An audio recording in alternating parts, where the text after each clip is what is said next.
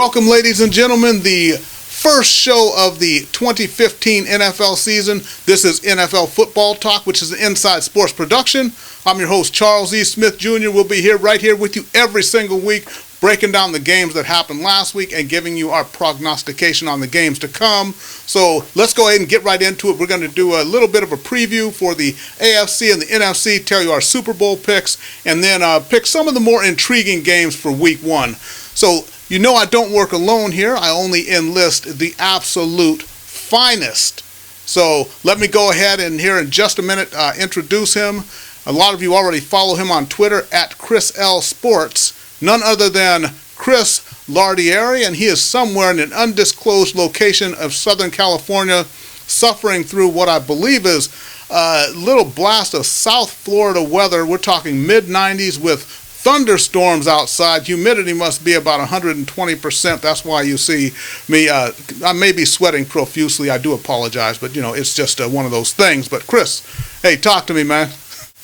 Charles, it's great to be back for another season. Thank you for another tremendous introduction.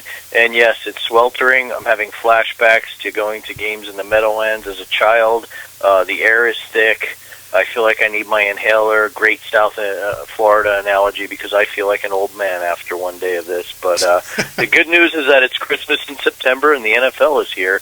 And, you know, the NFL signals the start of the football season for most, but judging by what I watched on TV this weekend during a lot of college football games, apparently it is just the season of DraftKings and FanDuel, and the NFL games are just an afterthought. It's all about fantasy, Charles. Yeah, that's true, and it's good to know that in this crazy world of fantasy, folks can still come to a show like this and get some reality, because we are all about the game here. All due respect to those of you who do play fantasy football. We're about the X's and O's and the human drama that is professional sports, and that's the way we look at it here. Good luck with everybody with their fantasy drafts and whatever else you do there. I'm not really familiar with it, but we talk about the game here. Amen, and remember, it's not gambling, it's fantasy sports.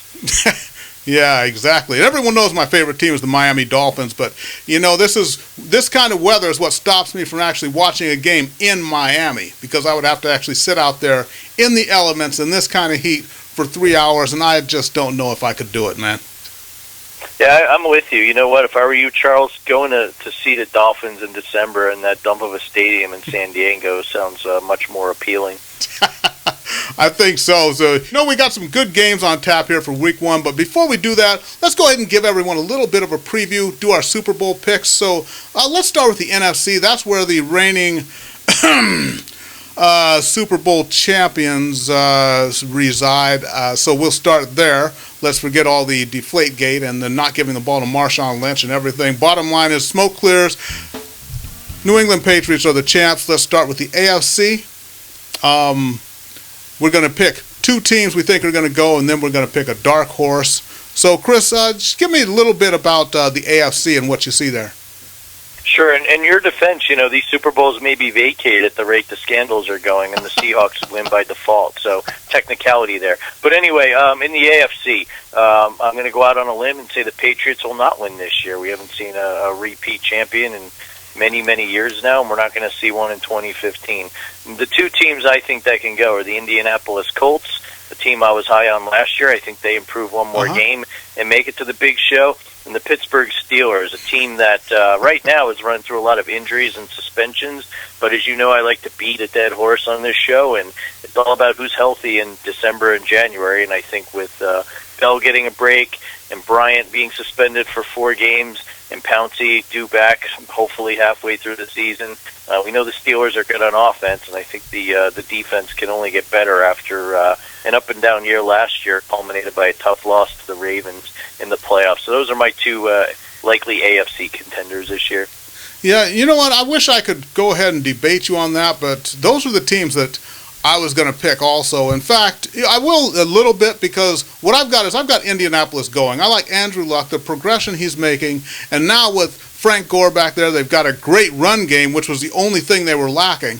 So they bring in Gore. Andre Johnson also. So it's going to be just a great game there, a great team. And also Chuck Pagano, the coach, he's in the final year of his contract, and he's kind of pulling the Joe Flacco thing. He's not negotiating another one, so he knows if he gets to the Super Bowl, then he's going to cash that in for some big-time dollars. Everybody's all in there in Indianapolis. I like the team, like the quarterback. I love the coach, and I like Indianapolis. And then I would have to say, though, second, I would like to take New England, and I would go with Pittsburgh as my my dark horse, my third team that I had to pick to get it to the Super Bowl from the AFC. Yeah, and those are definitely safe bets. What we've seen is you're not really going to see a long shot get to the Super Bowl. That's a trend of the last few years. Right. So it'll probably be someone that was on the cusp of the playoffs or made the playoffs. So good, solid picks. I'm going to go out on a limb here and say my dark horse is the San Diego Chargers. Wow. For kind of sentimental reasons, I think. Yeah.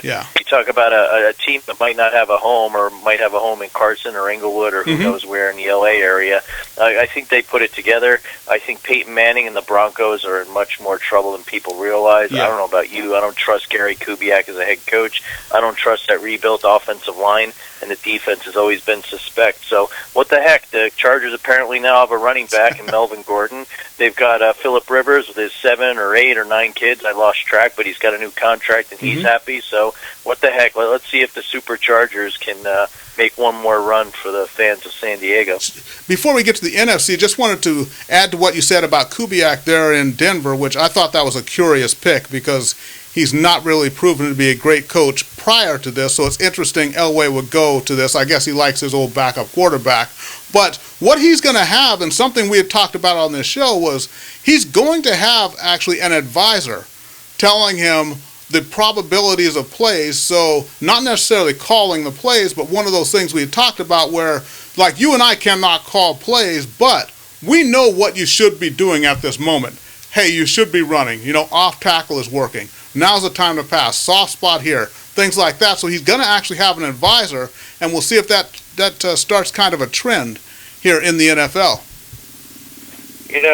To his credit, I think Al Davis started that years ago with the Raiders when he still thought he was the head coach 20 years after he wasn't. Isn't that right? Yeah, that's an entirely different thing, though. So let's go ahead and get over to the NFC. And, of course, the Seattle Seahawks still strong. And, Cam Chancellor holding out, willing to miss some games. Still with 3 years left on his contract he wants to negotiate. That's kind of some rare territory there with that much time left wanting to renegotiate and holding out. But, this is going to be the last ride for this group because next year all the new salaries kick in with Russell Wilson getting paid. And so this is kind of the last ride. They're going to have to do it this year. And I think if I were to pick, I got to go with Seattle. I know it's kind of a no-brainer to go with Seattle to come out of the NFC.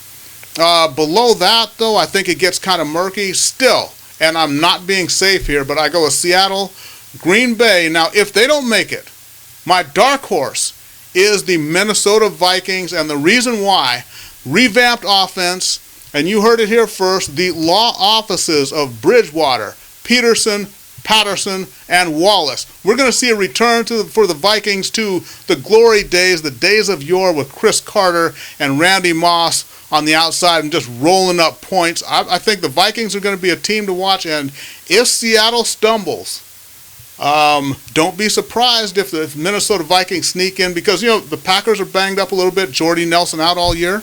So what do you think there, Mr. Lardieri? Great minds think alike. I've really been high on the Packers. I think the Nelson injury, while he will be missed, I think Devontae Adams steps up big time. That's a guy to watch out for. Kind of a below-the-radar signing. The Giants are so deep at receiver, they cut James Jones. He's back with the Packers. He knows the playbook. He's a solid number 3 receiver. Eddie Lacy's getting better and better. So I really like the Pack even without Nelson. I'm going to kind of go out on a limb here, and while I like your Seahawks theory, one stat to note, the Arizona Cardinals in the last 15 games that Carson Palmer has started for them are 13-2. You know what? If the guy can stay healthy, which I think he can, I think Bruce Arians is an excellent coach, a great story. I know they've had some departures on defense, and they're going to miss Todd Bowles, who, sadly for him, went to the New York Jets. But I think that this is one final run they can make here with Palmer standing straight up and reportedly making a very fantastic recovery from that knee surgery. Mm-hmm. So what the heck, I'll go out on a limb and say the Cardinals eke out the Seahawks by one game and could contend for the Super Bowl. Charles, you stole my dark horse. I've been on the Vikings. Unfortunately, a lot of people in the media have now jumped on that bandwagon. Yeah. Wife's got family in Minnesota, so always keep an eye on that team. I really like the second half of the year Bridgewater had. Mm-hmm. Peterson's going to be a man on a mission. So if I have to have dark horse 1A, another one the media seems to have liked lately, and all my New York Giants family and friends will think I'm insane, but the Philadelphia Eagles. And the way I see it is Sam Bradford's been hurt so much. Watch him play a whole season.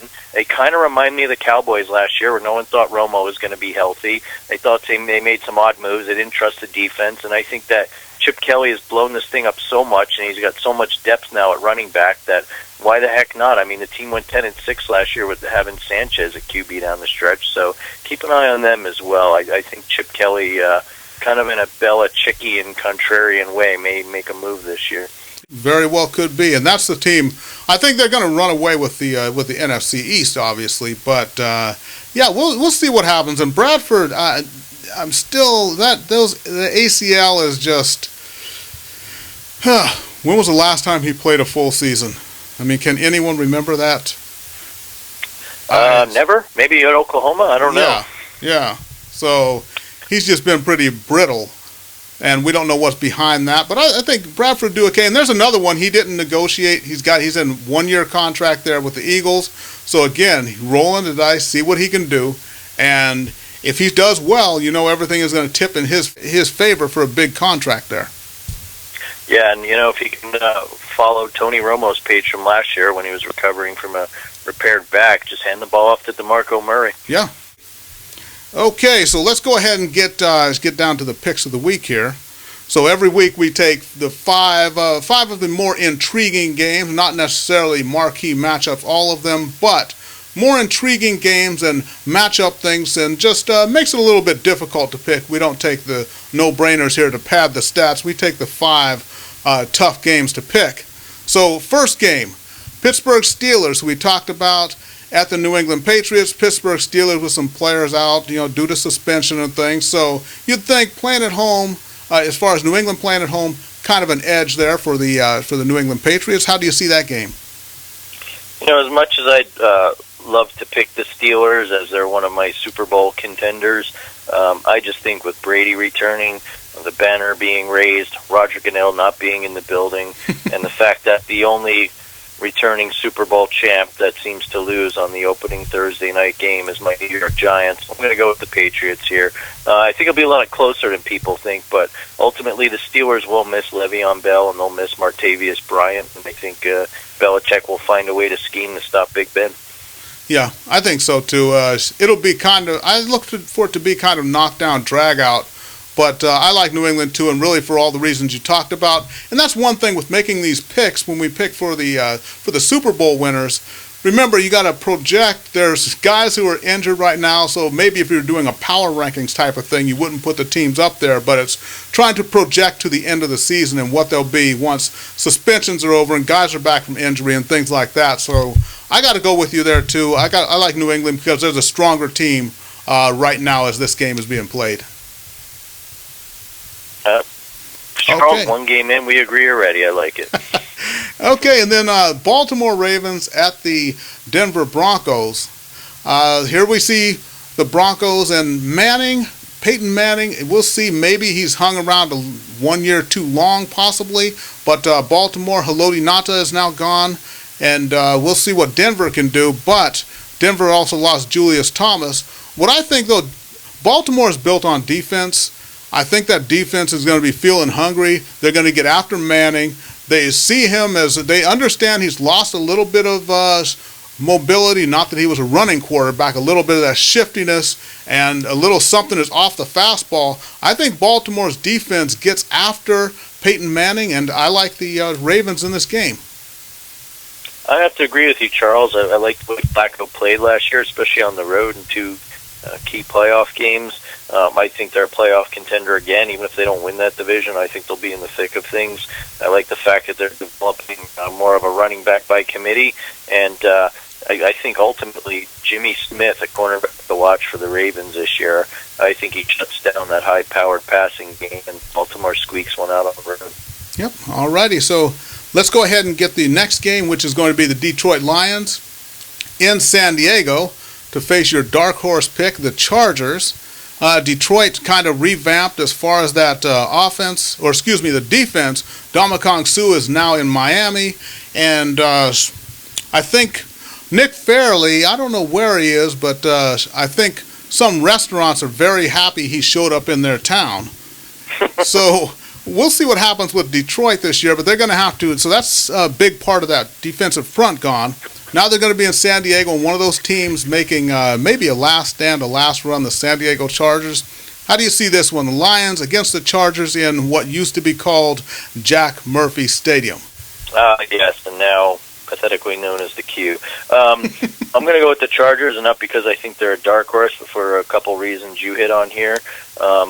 Detroit's lost a tremendous amount on the defensive side, and I don't like them on the road. Combined with the fact that they're coming here to the tropics of Southern California this weekend, and playing on grass, I also think the Chargers have a more well-balanced attack now, as I mentioned earlier, with the running game, and I think at the very least they could play ball control, keep Stafford and Johnson off the field. So Chargers it is for me. Yep, and hard to go against you. I think Matt Stafford, to me, even though the Lions did make the playoffs, but with Stafford, there's still something missing. I think there's a little extra motivation there for Rivers. So I wish I could disagree here, but I'm going to go with the Chargers at home. They're playing for the crowd. They're playing for a lot of pride. Everybody, they want to prove they want to stay in San Diego. I think there's a lot more on the line here for the Chargers, even though it's just game one. So I think they're going to do it for God, country, and the county of San Diego. I like the Chargers in this game. I like it. Okay, next game, New Orleans Saints, who went through an awful season last year, and now they're without Jimmy Graham, who has gone to Seattle to add some explosiveness to the Seahawks offense. But New Orleans, the Saints in Arizona to face those Cardinals, of which we spoke. And, well, I'm going to pick this game. So New Orleans in Arizona. I look at New Orleans, and the offense they had last year really wasn't able to get going, and now they've lost Jimmy Graham. So I just think overall Arizona is a more solid team, and New Orleans last year is kind of looked at as a little bit of a fluke by a lot of people, but really I think there's a bit of a decline going on there in New Orleans, and I think that's going to be exposed against a good defense in Arizona, and I like their offense coming out clicking as far as the Cardinals. So I like the Cardinals, and I wouldn't say big, but I wouldn't be surprised if they won this game by 10 points, something in the neighborhood of a 24-14 type of game. I'm going to have to agree with you, Charles. In addition to the great points you made, I do not trust the New Orleans defense. I think Patrick Peterson will shut down whatever receiver he's paired up against. And I just think, looking back, other than the Seahawks, it's tough to win in Arizona with Carson Palmer at the helm. So Cardinals will be my pick. Okay, so we'll see about that game. And, I'm going to have to make my annual trek. I always go to one game in that Arizona stadium every year, because if you haven't been there to University of Phoenix Stadium, it's fantastic, people. You got to get out there and see a game there. One of my favorite stadiums in the NFL, I concur. Okay, and then the last game, and I don't think ever have we had so much intrigue concerning a game with two teams which likely neither is going to make the playoffs, but the Tennessee Titans in Tampa Bay to play the Buccaneers, the quarterbacks that went 1-2 in the draft, Jameis Winston, and as Roger Goodell said, Marcus Mariota, who will be starting for the Tennessee Titans. So Marcus Mariota against Jameis Winston, great matchup here in Tampa Bay. What do you think about this one here? Talk to me.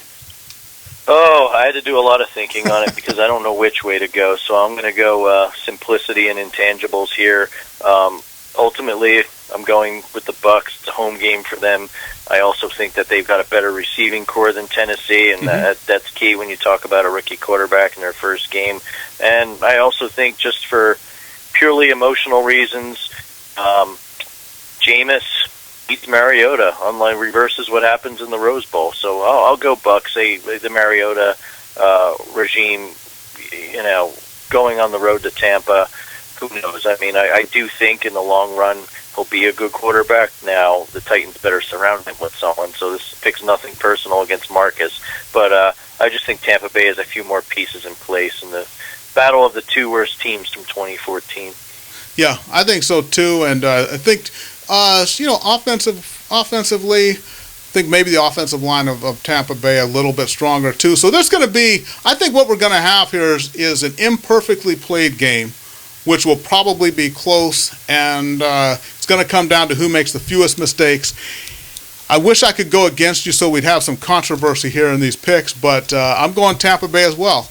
Now, all the reasons you said, them playing at home, both the QBs being so young, so I like Tampa Bay here.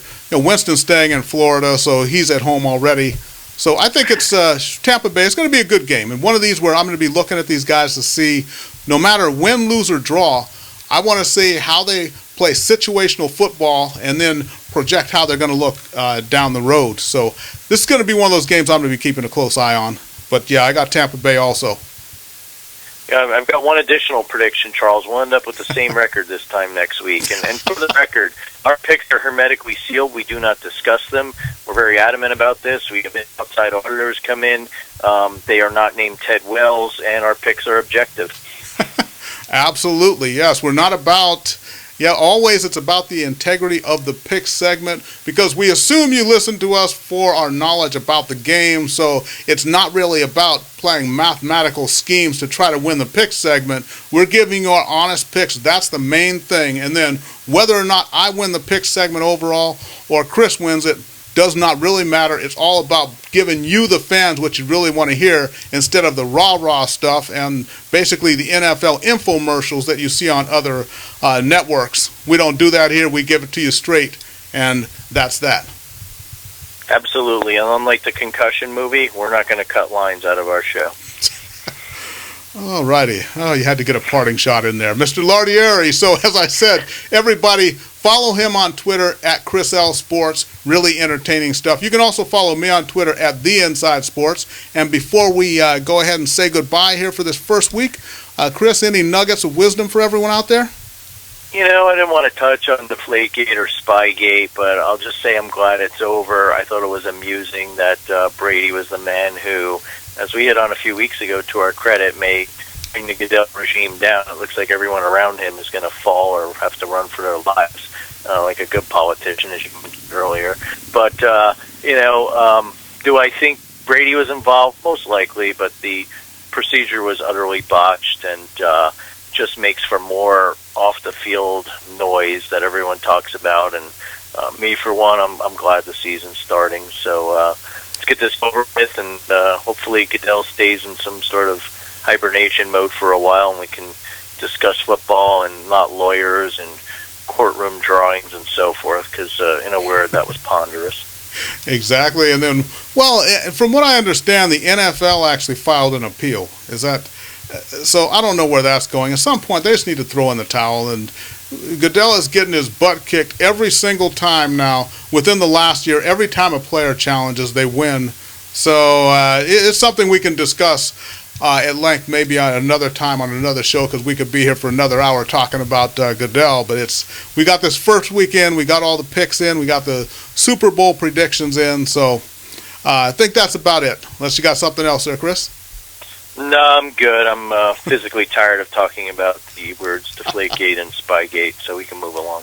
Okay, everybody, remember, thanks for watching. This is NFL Football Talk. This is an Inside Sports production. And so for Mr. Lardieri, I'm Charles E. Smith, Jr. Thanks for watching, and we'll see everybody next week. Enjoy the games.